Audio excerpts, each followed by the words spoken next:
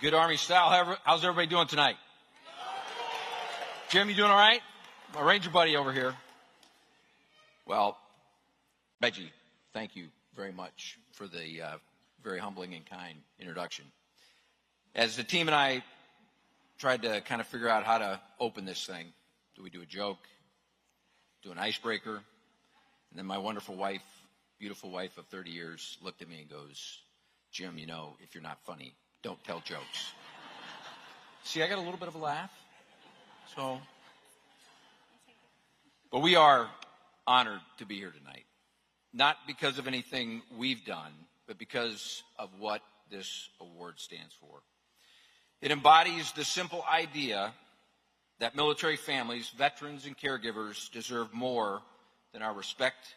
They deserve community and our commitment. Amy has always understood this better than anyone I know.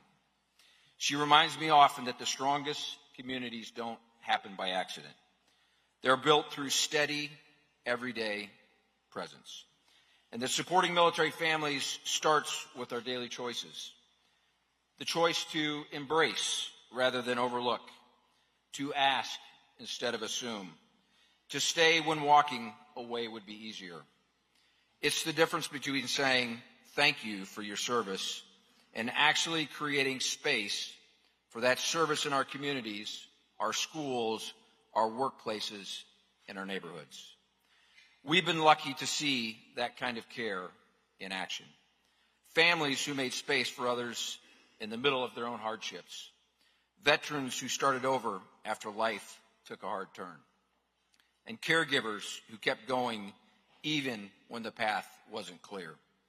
Their strength in the face of challenges deserves to be met with more than recognition. It deserves to be matched with action, because that is how real community is built. Supporting military families and veterans isn't a charity, it's a responsibility. So as a proud military spouse of 30 years, I have witnessed the unique challenges and the incredible strength of this community. Our family's journey has been profoundly shaped by life with our adult son, whose perspective of the world is distinct and uniquely his own. His diagnosis of autism and schizoaffective disorder have challenged us and required us to develop new approaches to care, advocacy, and progress. And like many families, we learned a lot about the importance of patience.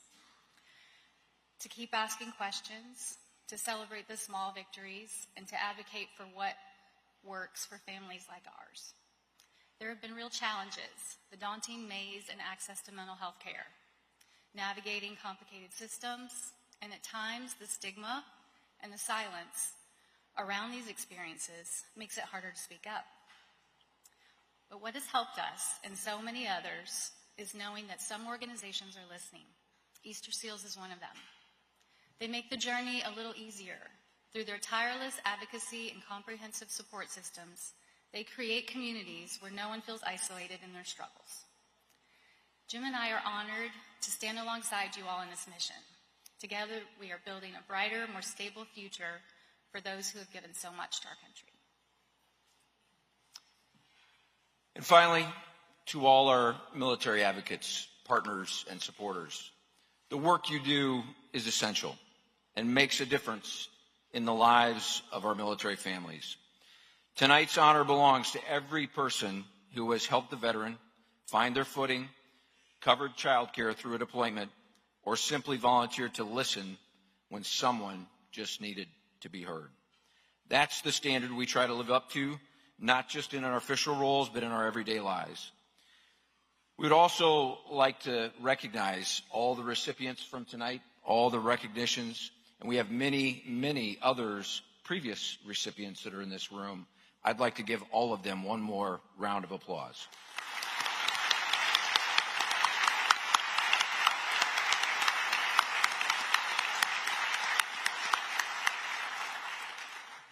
John and the broader Easter Seals, the entire community, we are incredibly grateful. And we're also grateful to be part of a community that understands the importance of holding each other up, not just once, but for as long as it takes. Thank you and good night.